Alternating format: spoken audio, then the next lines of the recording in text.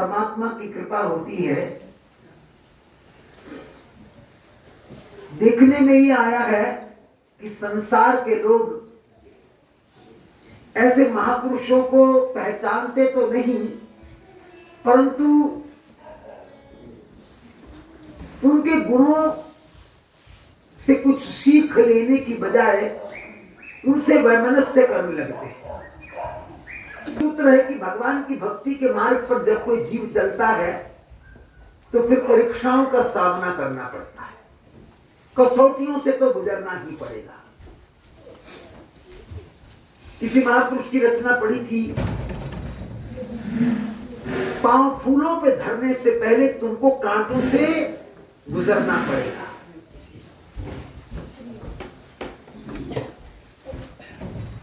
सुनते हैं अक्सर वाणियां कहती हैं, तुम्हारे पैर धरीजे सिर दीजे कान ना कीजे, जे तो ही प्रेम खेटन का चाओ सिर धर तली गली मेरी। ये तो सिर देने का मार्ग है, यहां भयभीत लोगों का कोई काम नहीं।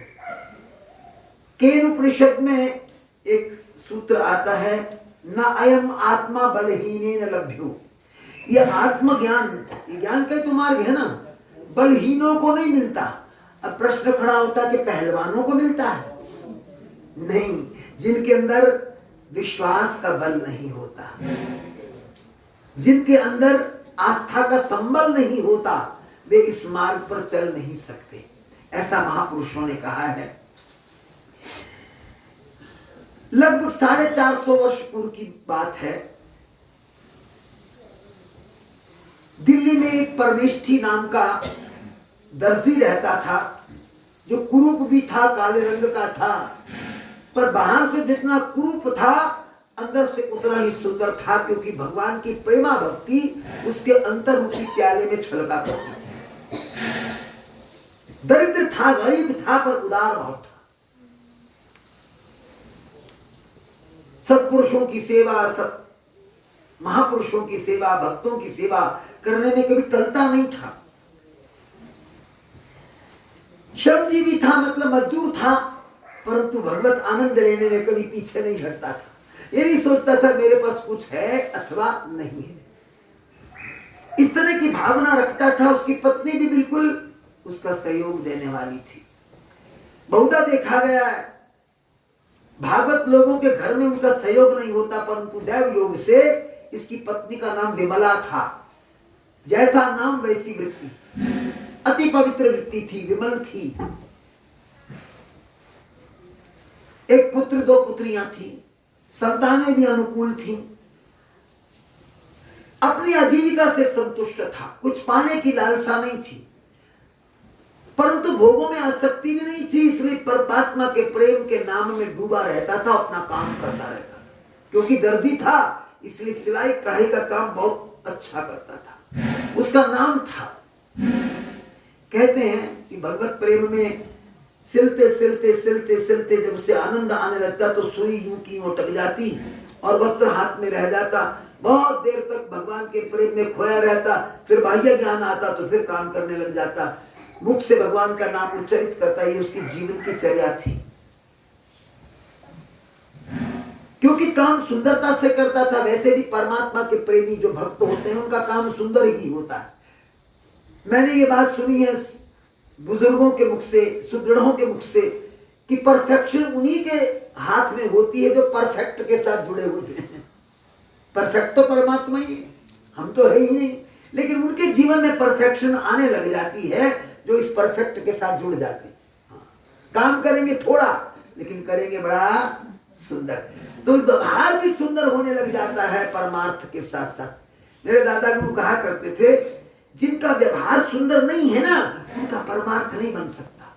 कोई काम दे दो, जल्दबाजी में कर दिया, आधा अधूरा फेंक दिया, पटक दिया, सानू तो एदा दा ही आंदा। ये इम्परफेक्ट लोगों की बात है, और वो लोग परमार्थ में भी फिर ऐसे ही रह जाते। क्षमा करना, कड़वी बात है, किसी को चुभ ना जाए। लेकिन ये परमेष्ठी दर्जी जितना भगवान नाम में ऊंची स्थिति पर पहुंचा हुआ था, उतना ही अपने काम में सुगढ़ था। बड़े बड़े नवाब, बड़े बड़े जागीरदार अपने वस्त्र उससे सिलवाया करते थे। उस जमाने में मशीनें नहीं होती थी। मैंने अपनी होश में भी देखा है कुछ ऐसे दर्जी जो हाथ से ही कुर्ते सिला करते थे, उसमें मशीन का कोई काम ही नहीं होता था, वो काम भी बंद हो गया। सिल्क के कुर्ते बना करते थे, तो ये हाथ से सिला करता था। और उस जमाने का बादशाह, दिल्ली का बादशाह जो भी रहा होगा, वो भी अपने वस्त्र परमेष्ठी से सिलाया करता था। एक बार दरबार में 2 गलीचे बिछाए गए बादशाह के सिंहासन के नीचे। बादशाह सिंहासन पर बैठा। ये मुस्लिम बादशाह जो सिंहासनों के, गलीचों के, पर्दों के बड़े शौकीन हुआ करते थे, उसे गलीचे पसंद नहीं आए। उसके मन में आया कि 2 अलग से तकिए बनवाऊं, जो नीचे रखे जाए उस पर पैर रखूं। उसने कसीदाकारी के लिए बड़े बड़े कसीदा करने वालों को बुलाया, लाखों रुपए खर्चे, महंगी मखमल मंगवाई, सोने की तारों से हीरे रत्न और मणियां उस पर जड़वाई, फूल पत्ते बेल बूटियां सब बनी। बड़ा महंगा काम हुआ। जब वो कसीदाकार मखमलों पर कढ़ाई का काम लेकर आ गए, बादशाह को बड़ा पसंद आया। उसने परमेष्ठी को बुलाया, दरबार में कहा कि अब ये 2 तकिए तैयार करो जिसपे मैं अपने पैर रखूं, ये सिंहासन के नीचे रखे जाएंगे। परमेष्ठी ने आज्ञा सिरोधार्य की और दोनों मखमली कपड़े लेकर घर चला गया। अब मखमल के कपड़ों के महंगे महंगे, वो आजकल की तरह महंगे नहीं। हाँ, आजकल जिनको ये कहें कि करोड़ों रुपए के, उस जमाने में वो महंगे कपड़े वो परमेष्ठी के पास आ गए। परमेष्ठी ने बड़े प्रेम से उन पे कसीदाकारी की। कसीदाकारी तो हुई थी, सिलाई की। सिलाई करके 2 खोल बनाए। अब खोल के भीतर उसने इत्र से, माने सुगंध से सींची हुई रुई भरनी शुरू की। जब रुई भर करके वो तैयार हो गए, फूल करके तकिए बन गए, तो उनके ऊपर जो रत्न और मणियां थी, बेल बूटे थे, फूल पत्तियां थी, वो चमकने लगी, जगमगाने लगी। अपने आकार में तकिया आया तो कुछ कहने लगा, बोलने लगा। अब तकिए को देखकर परमेष्ठी के मन में विचार आता है, इतने सुंदर तकिए ये किसी मनुष्य के लिए नहीं होने चाहिए, ये तो श्रीमन नारायण के लिए होने चाहिए, मेरे भगवान के लिए होने चाहिए। मेरा बस चले तो मैं भगवान को अर्पण कर दूं। फिर उसके मन में आया, बादशाह क्या कहेगा? कहेगा बादशाह तो मार ही देगा ना। मौत तो एक बार आती है, दूसरी बार तो आती नहीं, और मौत बादशाह के हाथ में नहीं है, मौत तो मेरे प्रभु के हाथ में है, जगत नियंता के हाथ में है। ये विचार कर रहा था। विचार विचार में उसकी भाव निद्रा लग गई, खो गया। उसे नहीं पता लगा मैं कहां हूं और क्या देख रहा है कि श्री जगन्नाथ जी महाराज की रथ यात्रा चली आ रही है। एक बार पहले जिंदगी में वो पुरी में जाकर भगवान की रथ यात्रा का दर्शन करके आया था। अब देखो दृश्य चल रहा है। जागृत अवस्था में ही वो भाव की निद्रा में खो गया और भाव की निद्रा में परमात्मा श्री जगन्नाथ की रथ यात्रा का दर्शन कर रहा है। रथ बढ़ता चला आ रहा है, सेवक दौड़ दौड़ करके सुंदर वस्त्र आगे बिछाते जा रहे हैं। भगवान का रथ उन वस्त्रों पर धीरे धीरे आगे बढ़ रहा है। पीछे से लोग ठेल रहे हैं, आगे से खींच रहे हैं, साथ पकड़ के चल रहे हैं, बहुत बड़ी भीड़ है। उसी भीड़ में उसने क्या देखा कि पीछे वालों ने रथ को खींच लिया किसी कारण से, तो भगवान का जो ऊपर का वस्त्र था जिस पर भगवान के चरण टिकने चाहिए, वो खींच करके, क्योंकि बड़ा नरम वस्त्र था, रेशम का वस्त्र था, वो खींच करके फट गया। देखो भाव में देख रहा है, वस्त्र फट गया। अब पुजारी लोग मंदिर की ओर दौड़े कि नया वस्त्र ला करके भगवान के नीचे बिछाए। भावना ही तो है ना। एक मूर्ख कहता है ये क्या है, ये तो लकड़ी का बना हुआ विग्रह है, इसके नीचे वस्त्र बिछाओ या ना बिछाओ, किसी को लकड़ी दिखाई दे रही है और किसी को भगवान दिखाई दे रहा है। अपनी अपनी दृष्टि का प्रताप है, सदगुरु की कृपा है। पुजारी दौड़े वस्त्र लेने के लिए, इधर परमेष्ठी ने देखा कि मेरे भगवान का वस्त्र फट गया। उसने क्या किया, वो तकिया बढ़ा दिया। भाव में खोए हुए परमेष्ठी ने वो तकिया दे दिया और उन्होंने, वो जो ऊपर सेवक थे, उन्होंने तकिया दिया और भगवान के नीचे रख दिया। अब भगवान को तकिया समर्पित हो गया। पुजारियों ने ये सोचा कि किसी बड़े सेठ ने अपना तकिया भेजा है बनवाकर भगवान के लिए। भगवान को तकिया स्वीकार हो गया। परमेष्ठी ने देखा कि भगवान ने उनका तकिया स्वीकार कर लिया। वो नाचने लगा, खुशी में उछलने लगा। इसी मस्ती में, इसी आनंद के आंसुओं का पान करने में वो रथ यात्रा आगे बढ़ गई। बहुत भीड़ थी, उछलता उछलता वो तो पिछड़ गया, रथ यात्रा आगे चली गई। अब भगवान का दर्शन भी ठीक से नहीं हो रहा। देखो भाव में ही सब चल रहा है। भाव ही विद्यते देवा तस्मात् भावा कारणम। भाव सबसे बड़ा है। हम पूजा करते हैं, मन हमारा बाहर होता है, परमेष्ठी बैठा बाहर है, मन भगवान में है ना। यथार्थ स्थिति चाहिए तो यही। मन वेचे सतगुरु के पास, ऐसे सेवक के कारज रास। अब जब वो पिछड़ गया, भगवान का दर्शन नहीं हो रहा, आई उतावली के बाद उसकी वो भाव निद्रा टूट गई, भावावेश टूटा, तो उसका बहिरागमन हुआ। बहिरागमन हुआ तो उसने देखा कि तकिया तो एक है, दूसरा है नहीं। उसको लगा कि आज भगवान ने उसका तकिया स्वीकार कर लिया, प्रसन्न हुआ। फिर मन में आया कि राजा तो इस बात को मानेगा नहीं, बादशाह तो मेरी बात को मानेगा नहीं। उसने कहा कोई बात नहीं, जो भी परिस्थिति आई आज वो सामना कर लेगा, प्रताड़ित करेगा तो कर ले, दंड देगा तो दे ले। ये विचार कर रहा था, अंदर से आनंद की लहरें, उत्ताल लहरें उठ रही थी। इतने में राजा के कर्मचारी आ गए, कहा कि बादशाह ने बुलाया, तकिए लेकर के आओ। अब निर्भय रूप में परमेष्ठी एक तकिया हाथ में लेकर के चला आया दरबार में। बादशाह को तकिया दिया तो उसे बहुत पसंद आया, उसके अंदर खुशबू थी, इत्र था। उसके बाद जिस तरह से सिलाई हुई थी, कहीं से कोई कोना दबा नहीं था, कहीं से कोई कोना उठा नहीं था, कसीदाकारी उभरने लगी थी। बादशाह को बहुत पसंद आया। उसने कहा परमेष्ठी तुम्हारे हाथ में तो जादू है, सचमुच में तुम सचमुच के कलाकार हो। अच्छा ये बताओ अब दूसरा तकिया कहाँ है, क्या बनाने में समय लगे? नहीं महाराज, दूसरा तकिया तो नीलाचल भगवान श्री जगन्नाथ को अर्पित हो चुका है। पहले बादशाह ने समझा कि परिहास कर रहा है, ठिठोली कर रहा है, इसको अपनी कारागरी पे थोड़ा गुमान हो गया होगा, इसलिए शायद थोड़ा मुझसे अनुनय विनय कराना चाहता है।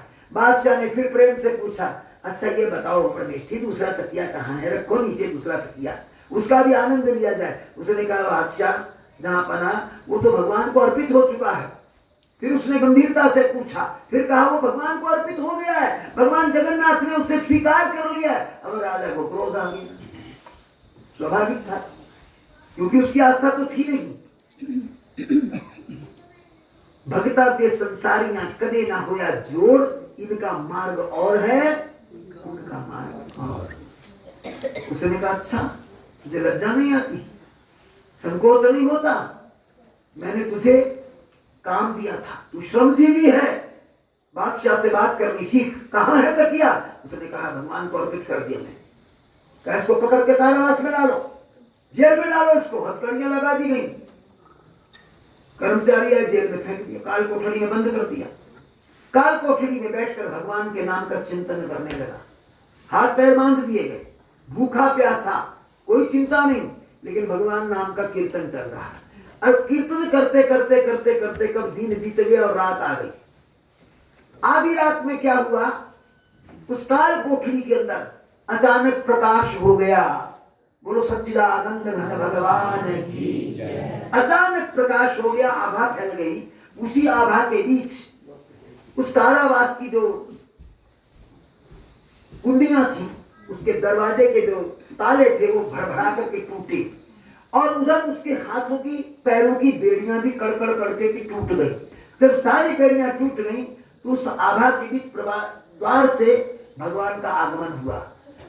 शंख चक्र गदा पद्म युक्त भगवान आकर उसके पास खड़े हो गए। उसने भगवान को देखा तो आनंदित हो गया, चरणों में गिरा, भगवान ने उठाया, कहा मेरा भक्त है तू, मेरे होते हुए जब तक मेरे हाथ में एक काल चक्र है, कोई मेरे भक्त का बाल बांका कर सकता है क्या? नहीं कर सकता, इसलिए तू निर्भय हो। वो भगवान के चरणों में गिरा, भगवान ने कर कमल उसके सिर पर रख दिए, कर कमल सिर पर रखकर उसे आशीर्वाद दिया, और तू निर्भय होकर उठ, मैं तेरे साथ हूं, कह करके भगवान अंतर्धान हो गए। उसी रात उधर क्या हुआ, जहां बादशाह सोया था, उसने सपने में क्या देखा, एक भयंकर काल पुरुष आकर दंड लेकर प्रहार कर रहा है। तू मेरे भक्त को प्रताड़ित करेगा, तेरी बादशाह को मैं देखता हूं, आ मेरे पास आ। कोड़े बरसाने शुरू कर दिए, पैरों से प्रहार किया सपने में। राजा डर गया, बादशाह डर करके जग गया। जब जगा तो क्या देखा कि उसके शरीर पर घाव है, पैरों के प्रहार के निशान हैं। उसके बाद उसका पूरा शरीर दर्द कर रहा है, भयंकर वेदना में वो अब नींद नहीं ले पा रहा। अब सोच रहा है कि ये मेरे साथ क्या हुआ, है तो सपना, लेकिन सपने के अंदर ये सारा दर्द, ये कैसा, ये क्यों। सारी रात सोया नहीं। जब भिनसारा हुआ तो मंत्री लोग भी जगे। उसने मंत्रियों को बुला के सारी बात सुनाई कि उसको परमेष्ठी को मैंने कल काल कोठरी में बंद किया, आज रात मेरे साथ ये हुआ, चलो मेरे साथ कारावास में। जब मंत्रियों को लेकर कारावास में आया तो क्या देखा कि दीवार के सहारे बैठा भगवान के नाम का कीर्तन कर रहा है। बेड़ियां टूटी पड़ी हैं, जेल के दरवाजे खुल गए हैं, उस पर कोई ताला नहीं है, और वो जो पहरेदार थे वो सो रहे थे। और क्या देखा कि जो भजन करने वाला परमेष्ठी ना, उसकी देह के अंदर से, उसके स्वरूप के अंदर से दिव्य प्रकार की आभा निकल रही है। अब तो राजा और भयभीत हो गया कि मैंने इसको प्रताड़ित किया, इसे दंड दिया, निश्चित ही ये सत्य होगा, और मैंने सत्य का गला घोंटने की कोशिश की। मुझे रात को जो दंड मिला हो ना हो ये बढ़ जाए, आज फिर मिले, मैं क्या करूंगा। उसने चरण पकड़ने शुरू कर दिए, परमेष्ठी के चरण। बादशाह परमेष्ठी, दर्जी, श्रमजीवी, जिसको मजदूर कहते हैं, उसके चरणों में गिरा है आज। ये भगवान के नाम की महिमा देखिए। भगवान क्या नहीं कर सकते। भगवान तो काल कोठरी में भी बचा लेते हैं, मौत के गर्भ से भी जीव को चाहे तो सुरक्षित निकाल लेते हैं। प्रत्यक्ष किम प्रमाणम, प्रत्यक्ष के लिए प्रमाण की क्या आवश्यकता है। और उधर परमेष्ठी लज्जित हो रहा है कि बादशाह मेरे पैरों में गिर रहा है। बादशाह ने उसे वहां से निकाला, नहलाया धुलाया, उसे सुंदर वस्त्र पहनाया, हाथी पर बिठाया और नगर के अंदर भ्रमण कराया, बाजे गाजे बजवाए। वो तो मुसलमान राजा था, कीर्तन भाव जानता नहीं था, लेकिन बाजे गाजे, ढोल नगाड़े बजवाए। ढोल नगाड़े बजवाने के बाद अपार धन उसको देना चाहा, उसके परिवार को बुला के सम्मानित किया, उसे घर भिजवाया, क्षमा मांगी कि मैं भूल से ऐसा कर बैठा, मुझे तकिए की आवश्यकता नहीं है, परंतु ये भयंकरता मेरे जीवन में दोबारा ना आए। उधर परमेष्ठी को क्या लगने लगा कि राजा ने नाहक ही मेरा सम्मान कर दिया। मैंने अपनी ओर से क्या किया। जो राजा की वस्तु थी वो महाराजा को सौंप दी, जो दुनिया का राजा है, विश्व का राजा है, उसको सौंप दी। मैंने तो अपनी ओर से कुछ नहीं किया, ये मेरा इतना सम्मान क्यों। परमेष्ठी ने विचार किया कि सम्मान सचमुच भक्ति का नाश कर देगा, मेरे अंदर अहंकार बन जाएगा, अहंकार बनते ही मैं भटक जाऊंगा। उसने निर्णय किया कि अपने परिवार के साथ दिल्ली को छोड़कर कहीं और चला जाऊं। किसी और नगरी का सहारा लिया, निकल गया वहां से चुपके ही। मुझे नहीं रहना इस नगरी में जहां लोग मुझे ऐसा कहें कि बादशाह तेरे कदमों में झुका। सम्मान को थूक डाला, राजा के दिए हुए मान को थूक करके वो किसी और नगरी में चला गया। बेचारा थोड़ी बहुत सिलाई करके अपने परिवार का पालन करता और भगवान के नाम का गुणानुवाद गाता। तो भगवान के नाम का जो महत्व है वो इस प्रसंग से प्रकट होता है। हम लोग इतना जानते हुए भी भगवान का नाम कम लेते हैं, या तो बड़े बड़ों का नाम लेते हैं। बड़े बड़े मतलब दुनिया में बड़े बड़े, बड़े तो भगवान ही हैं, वैसे तो बड़ा कोई है ही नहीं, परंतु हमारी नजर क्योंकि भौतिक है ना, तो हमें वो नजर आते जिनके पास पैसा ज्यादा या पदवी ज्यादा है, हमको वो बड़े नजर आते हैं। जिनके पास पद प्रतिष्ठा है वो हमको बड़े नजर आते हैं, और जिनके पास भगवान का नाम है वो हमको छोटे नजर आते हैं। ये दृष्टि जब तक बदलती नहीं तब तक हमारे लिए भगवान की ऐसी कृपा में सृष्टि होती नहीं। आओ सदगुरु से प्रार्थना करें, हमें भी ये दृष्टि दो, हमारे अंदर भी ऐसा परिवर्तन आए, हमारी भी दिशा पलट जाए। तो आओ हम भी भगवान के नाम का कीर्तन करें। इस कीर्तन में अपने आप को इतना आसक्त कर दें कि दुनिया की आसक्ति हमें भूल जाए।